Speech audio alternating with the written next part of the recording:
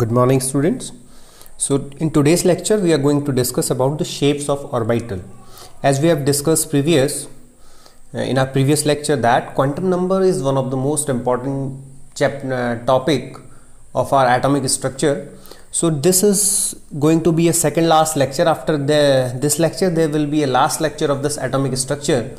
So you have to be very careful about this lecture and you have to note down every point of this lecture, because this is going to be very important for your electronic configuration. As a point of view of that electronic configuration, how we can write the electronic configuration of different elements on the basis of their subcells, orbitals.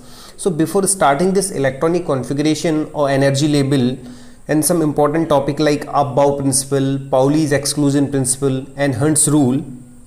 So today it is very important to understand the shape of orbitals. As I am discussing in previous videos also, there are different shapes of orbitals. So today we will understand how these shapes of orbitals occurs and how we have to study it.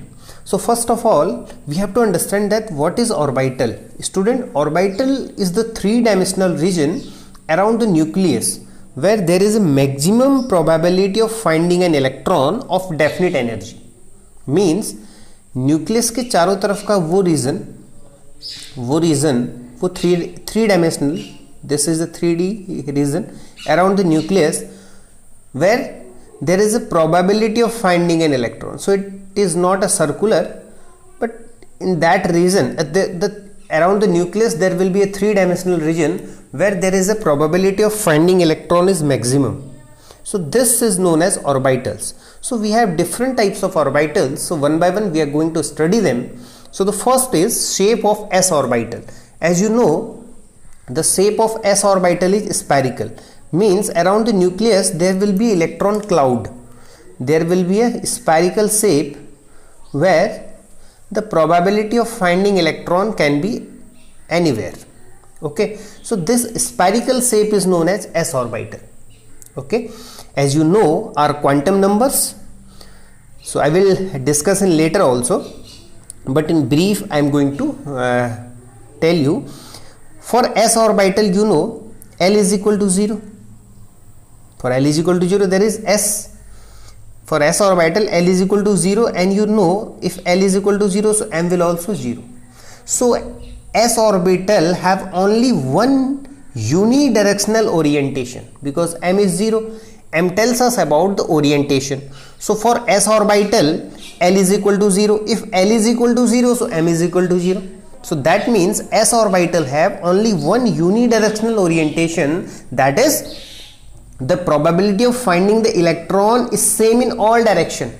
So it is a spherical shape. So only we will represent s orbital in spherical shape, as I represent here around the nucleus. So it might be x-axis, this is going to y-axis, this is z-axis.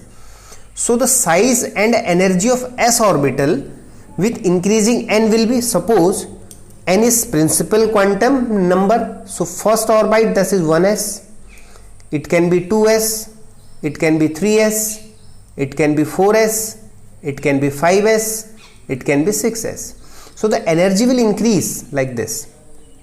Okay, so now you can understand one is a principal quantum number n, this is L azimuthal quantum number, this is the subcell, this is cell, this is subcell. So 1s is a orbital now this is orbital. So it is having a spherical shape. So I will represent any orbital with this box, and the maximum electron in one box will be 2. One will be clockwise and one will be anti-clockwise.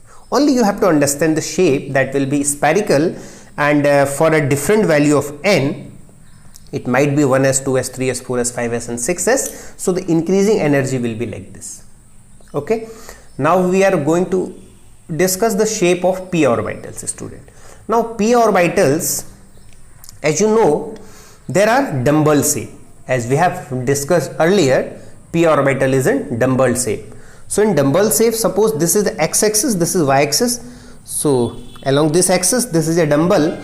So there is a probability of finding electrons inside these lobes, but at the center there is no any chance of finding an electron. So that's why this is known as nodal point, nodal center you can also say.